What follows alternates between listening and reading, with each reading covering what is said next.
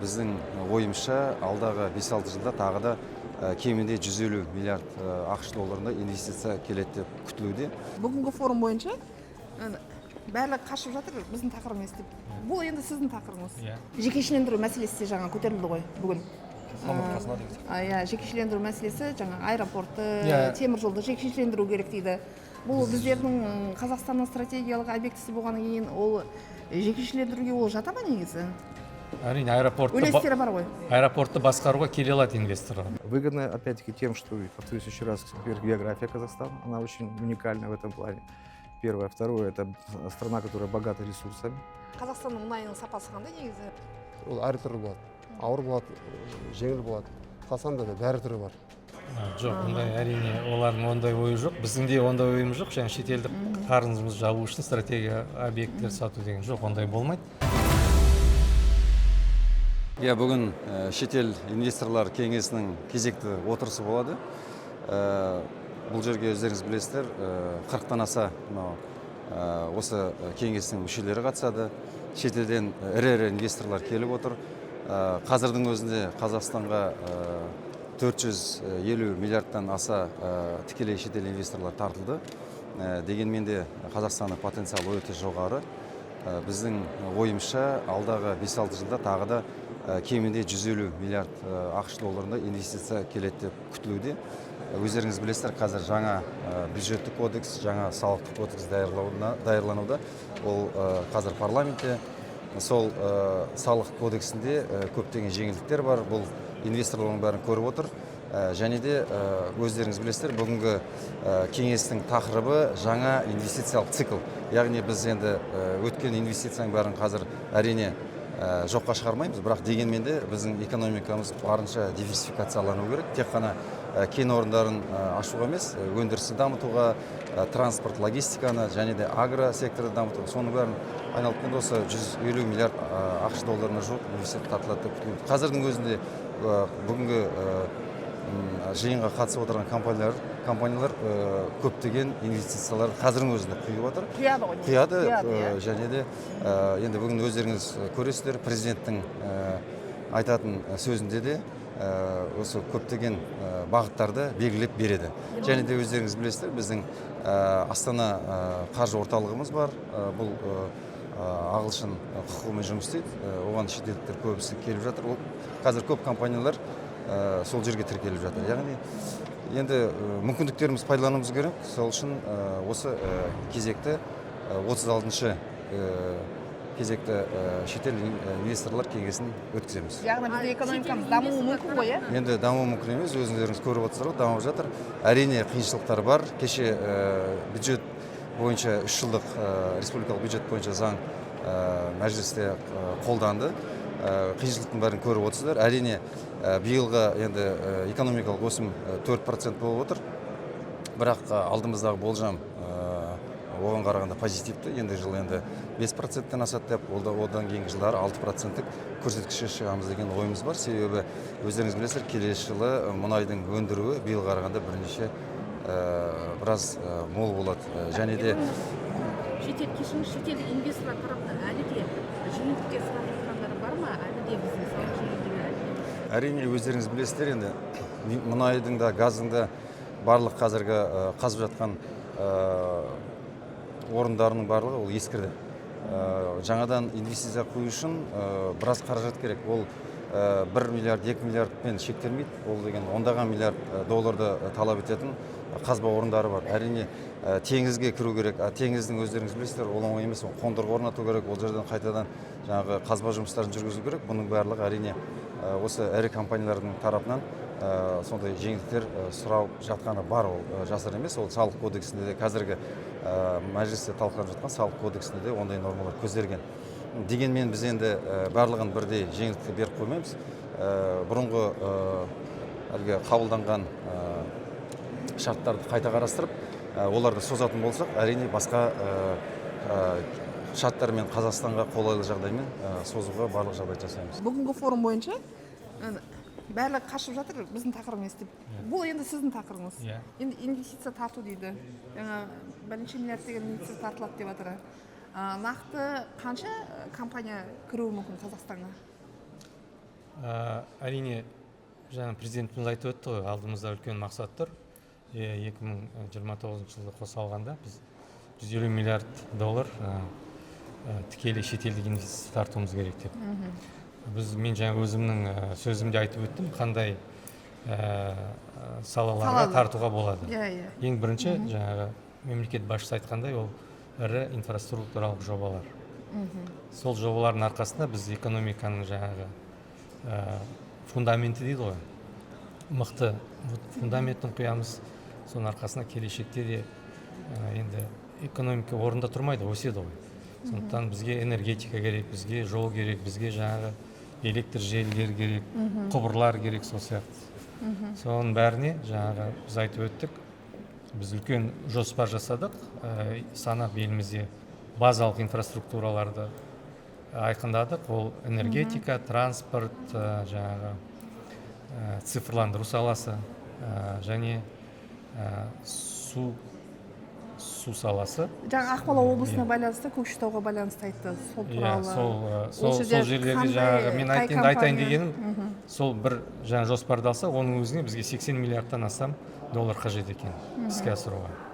Жаңа шетелдік инвесторлармен кездесіп, Европаның даму қайта құру банкімен кездестік осының алдында. Ол кісілер де айтып жатыр, енді біз Қазақстанға жаңа осы жоспарға сіздерге $2 миллиард ақша бөле аламыз деп, осы жылдардан бастап.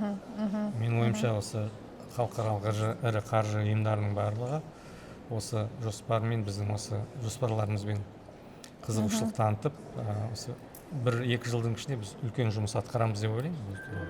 Екінші саласы ол жаңағы өнеркәсіп. Мен айтып өткендей, біз жаңағы президентіміздің тапсырмасы бойынша әзірге енді 17 ірі жоба. Бірақ оның сыртында да қазір жобаларымыз бар, кейінірек айтамыз, көрсетеміз.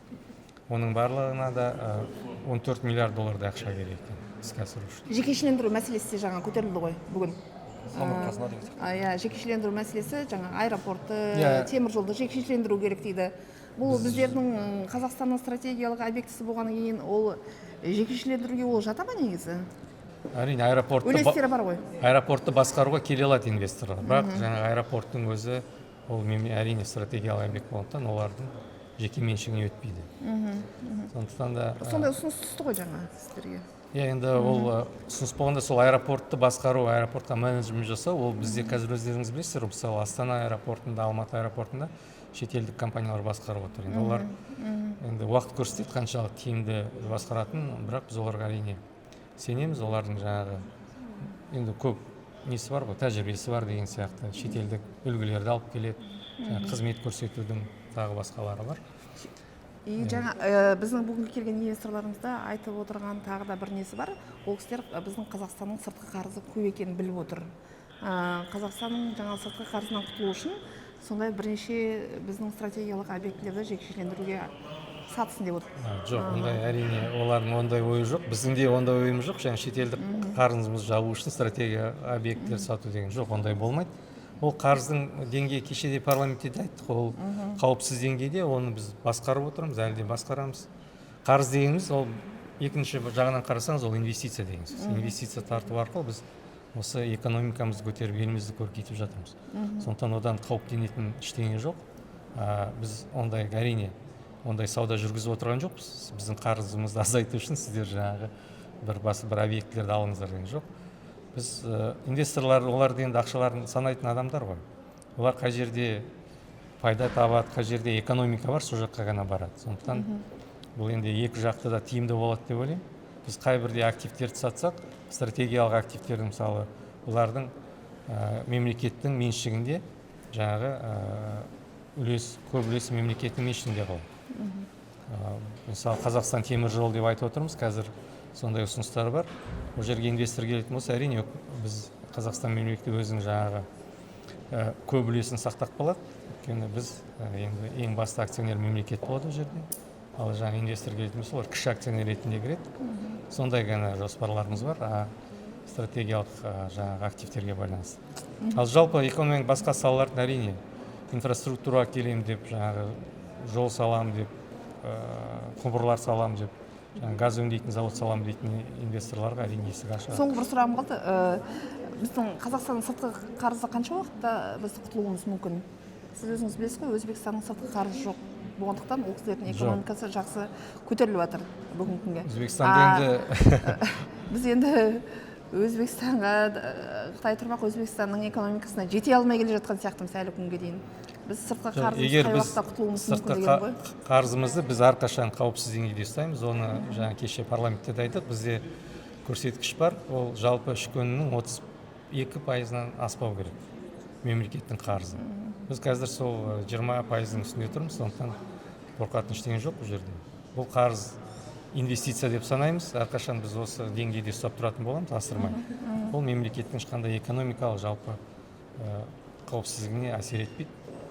Керісінше бұл осы арқылы біз өзіміздің экономикамызды көтеруге мүмкіндік аламыз. Добрый день, Гощанский Олег. Я советник президента компании КПМГ в регионе ИМА. Это Европа, Азия, Африка. И, соответственно, здесь в качестве представителя КПМГ International вместе с коллегами из компании КПМГ Казахстан рад принимать участие в этом мероприятии. Какие проекты реализуете в Казахстане? Компания КПМГ в Казахстане работает уже порядка 30 лет, почти 30 лет, и мы одни из крупнейших представителей консалтингового бизнеса, аудиторского бизнеса. Основные направления нашей деятельности – это финансовый аудит, это бизнес-консалтинг, финансовый консалтинг, налоговые услуги и услуги юриспруденции. Примерно можете озвучить, какие именно фирмы в Казахстане у вас работают в данный момент? Крупнейшие компании, мы работаем с крупнейшими компаниями, это, естественно, и Самрук-Казына, и Казахмыс, то есть весь крупнейший бизнес Казахстана, и частный бизнес, и государственный бизнес являются нашими клиентами и в сфере аудита, и в сфере консалтинга. А с чем пришли на сегодняшний форум? Чем будете выступать сегодня? Может быть, какие-то планы расскажете? Опять-таки, Казахстан, естественно, является, скажем так, одной из зон наших приоритетных интересов, я имею в виду как компания КПМГ. Казахстан занимает серьезнейшее, скажем так, положение, не только географическое важно, а и с точки зрения распределения труда в мире. В Казахстан идут инвестиции большие, поэтому, естественно, инвестиции, там, где инвестиции, там крупный консалтинговый бизнес. Поэтому для нас, естественно, Казахстан, повторюсь еще раз, одна из приоритетных территорий, одна из приоритетных стран. Мы рады принимать участие в этом мероприятии, и, опять-таки, не случайно здесь такое большое количество международных инвесторов, международных компаний, финансовых компаний, промышленных компаний. Поэтому, естественно, Казахстан, повторюсь еще раз, это в центре интересов наших бизнес-интересов как компании КПМГ в мире. Мы все знаем, что стратегически важные индустрии, направления промышленности в Казахстане – это телекоммуникации, это горнодобывающая промышленность, это IT и, естественно, это те индустрии, в которых представлены наши клиенты и, естественно, там, где создается добавочная стоимость основная. Поэтому все эти вместе взятые причины и приводит к тому, что мы здесь и работаем, и принимаем участие в сегодняшнем мероприятии. Выгодно ли иностранным инвесторам инвестировать в экономику Казахстана свои деньги, вкладываться в какие-то проекты, продвигать? И чем это выгодно? Выгодно, опять-таки, тем, что, повторюсь еще раз, география Казахстана, она очень уникальна в этом плане. Первое. Второе, это страна, которая богата ресурсами. Сіздердің салаларыңыз бойынша инвестиция тартыла ма негізі Қазақстанға? Біз қазір тиісті инфрақұрылымдық, коммуналдық және энергетикалық инфрақұрылымды жаңғырту мәселесін қарап отырмыз. Тиісті үлкен 5 жылдық мемлекеттік жоба болады. Ол бүкіл осы су мәселесін қамтамасыз ету, ауыз су мәселесін электрмен, жылумен қамтамасыз етуге арналған жаңғырту, желілерін жаңғыртуға және генерацияны жаңғыртуға жалпы сомасы, пока предварительно сомасы 10 миллиардтай болады дейміз да. Ол әртүрлі көздерін қарастырылатын болады. Ол инвесторлар тарапынан, мемлекеттік қаржы институттары тарапынан және біздің жергілікті банктердің тарапынан и мемлекеттің тарапынан болады да. Қанша шетелдік компания, қанша? Оны қазір айта алмаймын, өйткені ол декабрь бір-екі айдың ішінде оны бітіреміз. ол кезде жария етеміз. My name is Rafael Santana. I'm the CEO of Wabtec. Здравствуйте, меня зовут Рафаэль Сантана. Я являюсь главным руководителем CEO компании WebTech. Это компания, которая представляет собой высокотехнологичную компанию с высокой добавленной стоимостью, касающуюся всех железнодорожных перевозок и железнодорожных технологий. Они уже инвестировали в Казахстан или только собираются? Have you invested in Kazakhstan or you are just planning to invest? We have invested, in fact, in Kazakhstan. Мы уже инвестировали в Казахстан на самом деле. Мы присутствуем в стране с начала 2000-х годов. С этой точки зрения я могу сказать, что мы уже инвестировали в Казахстан $100 миллионов США. Только в этом году, за последние 12 месяцев, что я могу сказать, мы открыли в Казахстане глобальный инженеринговый центр. Это 4-й центр такого глобального уровня, который мы открыли. И это, соответственно, поможет не только Казахстану, но и региону, потому что здесь можно будет производить услуги и определенные вещи и экспортировать это в регионе. Второй элемент, что мы еще сделали в Казахстане за последние 12 месяцев, это мы открыли еще один инженерный объект, что позволит Казахстану улучшить такие элементы, как безопасность железнодорожного транспорта. И, соответственно, с помощью этого объекта, инженерингового объекта, не только улучшаются вопросы безопасности, но и Казахстан с помощью этого объекта сможет сможет обслуживать железнодорожный флот не только у себя в стране, но и в целом в регионе. Мұнай газ саласына да инвестиция тартылатын айды. Қандай компаниялар тартылуы мүмкін, қанша қаражат құйылуы мүмкін, ол қашан жүзеге асуы мүмкін? Бұл жалпы бүгінгі пленарлық отырыста бірнеше инвесторлар болды, қатысуымен өтті. Бұның енді жартысы деп айтпайық, бір бөлігі енді мұнай саласымен айналысатын компаниялар, ірі компаниялар, бұл яғни Exxon, Total деген компания, ENI, Chevron деген компания, бәрі белгілі компания, қазіргі уақытта да бізде жұмыс істейтін компаниялар мұнай өндіретін. Ал бүгінгі енді келешекті айтқанда, бұл инвестиция көлемін әлі есептеу керек, бірақ ең маңызды бағыты бұл геология зерттеу жұмыстары, яғни басқа сөзбен айтқанда геология разведка дейміз соны. Бұны жаңа мұнай кен орындарын табу жұмысы. Бұл деген енді бір 10 жылға дейін кететін уақыт. Бұл егер бір мұнай табатын болса, сол жұмыстарға енді 10 жылдай уақыт керек. Бұның инвестиция, ең башқы инвестиция, әрине ол ең басында жұмыстары енді бұрғылау жұмыстарын алмайтын болсақ, ол сейсмикалық зерттеу жұмыстары, оған енді ондай көп қаражат деп кетеді деп айтпаймыз. Бірақ егер бір нақты дұрыс нәтиже болатын болса, шығатын болса, сол сейсмикалық зерттеу жұмыстарын әрине одан кейін ол бұрғылау жұмысқа кіріседі. Ол сол кезде енді әрине бір қаражат керек болды. Ірі компания керек. Ірі инвестиция, көп инвестиция, ірі компаниямен бастауға болады негізі. Сол мәселе талқыланды. Қаражат жағынан қанша миллиард ақша керек? Бұны айтуға қиын қазір. Бұны ол геология зерттеу жұмысы деген ол тек сейсмиканың басын баса, ол ондай көп ақша емес қазіргі басында. Қай елдің компаниялары кіруі мүмкін? Әрине бұл Европа одағының, ақштан, Қытай, сол қазіргі де жұмыс істеп жатқан компаниялар, ірі компаниялар. Ол қазіргі заманда жұмыс істеп жатыр бізде. Бұл әрине болашақта келіссөз арқылы өтетін жұмыс. Біздің жағымыздан Қазмұнайгаз, я болмаса газ дейтін болса, Қазақгаз компаниялары қатысуы мүмкін. Әлі талқылау жүріп жатыр. Талқылау жүріп жатыр. Ол әлі нақты шешімдер жоқ, бірақ бәрімізге мәлім, белгілі бұл геологиялық зерттеу жұмыстарын енді бастау керек. Оның себебі қазіргі уақытта біздер пайдаланып жатқан мұнай көлемінің несі, мұнай кен орындары әрине ол уақытынан жылдан сайын үлкейіп, мұнай азаяды. Бұл енді табиғи заң. Бұны ертең әбден тауыспау үшін, оны ертерек сол геология зерттеу жұмыстарын бастау керек. Біздер сол мүмкіншілікті қазір талқылап жатырмыз. Бұның нақты бір бағдарлама болатын болса, нәтижесінде, әрине сол уақытта біздер нақты инвестицияның көлемін айтуға болады. Және қандай компаниялар келетініне.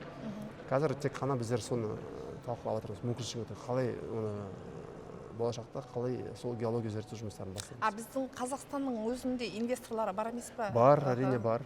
Я бар. Ол Қазақстанның инвесторлары не қаражат салғысы келмей ме? Жоқ, қаражат салғысы келеді негізі, бірақ кейбір уақыттарда мұнай саласы бұны дамыту үшін бір едәуір ақша керек та, көп. Сол себептен әрине бір шағын кен орындарға күштер жететін шығар біздің инвесторлардың ішкі. Бірақ ірі үлкен кен орындарға айтатын болсақ, болашақта бұған әрине я болмаса ішкі инвесторлар бірлігіп жасауға болады, я болмаса шетелдік инвестормен бір серіктестік құрып, сол жолмен де дамытуға болады. Енді тағы бір соңғы бір сұрағым қалды. Осы мұнай саласы, газ саласы бойынша жаңа өңдеу жұмыстары, геологиялық жұмыстары деп жатсыз ғой енді. Осы бойынша негізі Қазақстанның өздерінің Қазақстанның инвесторлар инвестиция құйғаны пайдалы ма, әлде шетелдік компания келіп, олар осы салаға инвестиция құйғаны пайдалы ма? Немесе Қазақстанға, немесе сол жеке кәсіпкерлерге дегенім ғой. Осы мұнай саласына ешқандай айырмашылық жоқ негізі. Бұның ең маңыздылығы бұл мұнай табу. Және бұны өндіріске қосып, біздің экономикаға пайдалану. Бұның қандай қаражатпен жасағаны енді оған айырмашылығы жоқ. Бір ішкі инвестиция болсын, шетелден келген инвестиция болсын, бірлесіп жасайтын болса ол да мүмкін. Бізге ең маңызды бұл нәтиже мұнай табу. Я болмаса газ табу. Мұнай саласының қанша пайызын Қазақстанға пайдасын алып отырмыз бүгінгі күнге? Біздер жалпы біріншіден енді пайда алатын біздер енді салық арқылы аламыз ол. Бұл салық арқылы енді бұл қаржы министрімен сұрау керек, бірақ кейбір проекттердің 60-70%-ға дейін бұл салық ретінде түсетін ақша.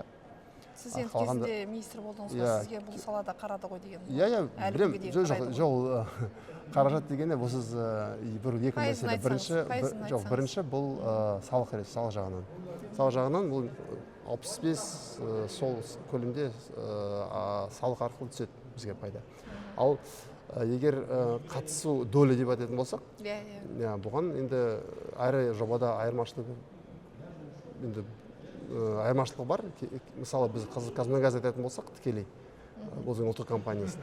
Бұл 24-25%-ға сол нарықтың 24-25% соның қолында тікелей. Және басқа да біздің ұлттық инвесторлар бар. Қазмұнайгаз кірмейді, жеке меншік. Оларда да біразы бар, бірақ олар жыл сайын өзгереді, біреу сатады, біреу алады, сондай. Бұл нәтижені тікелей сол қазіргі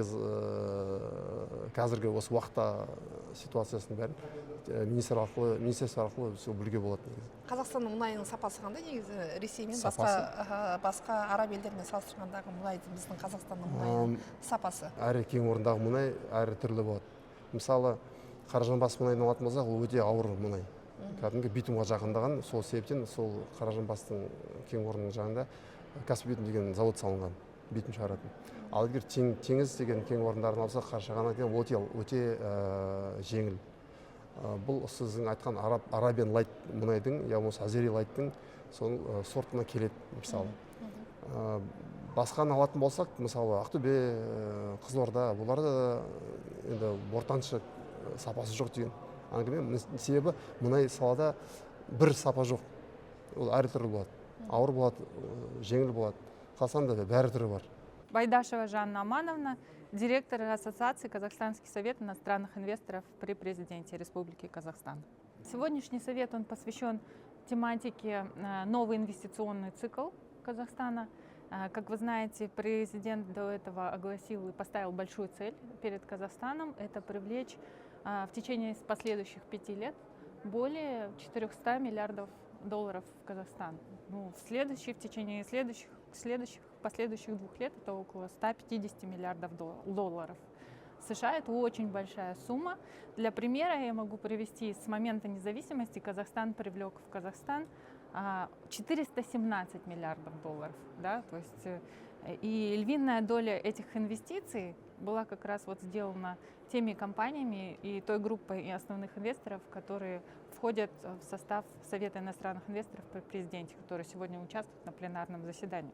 То есть перед нами стоит очень большая амбициозная цель, и правительство совместно с инвесторами как раз работает по достижению этих вопросов. Вы задали вопрос насчет контрактов, привлечения, да, в рамках переговоров. Да, будут подписаны. Сейчас вот до меня выступал господин Рафаэль Сантана, он президент ВАПТЕКа, да, глобального. И сегодня именно на конференции присутствуют на пленарном заседании это глобальные главы, глобальные руководители, вице-президенты международных организаций, транснациональных компаний. То есть это не те инвесторы, которые возглавляют, ну, в том числе, которые представители, которые главы в Казахстане, это вот непосредственно сами приехали глобальные руководители и будут обсуждать сегодня в рамках заседания и предлагать новые инициативы, рекомендации и проекты. Какие сферы, да? Какие сферы? Это сферы здравоохранения, фармацевтики, недропользования, транспорт и логистика, да, затем вопросы, связанные с нефтегазовой отраслью, ну и цифровизация, конечно, потому что очень важно для нас и приоритетной отрасли это цифровизация. Может быть, вы да. примеры приведете, из каких стран инвесторы, куда хотят вкладывать? Ну, в основном это Европа, Америка, Юго-Восточная Азия. И у нас представлены в Совете Китаем, Японии, Сингапура, вот глава Бейкер Маккензи приехал, господин Милтон. Китай это нефтегазовая отрасль. США тоже нефтегазовая и недропользование. В том числе цифровизация, да.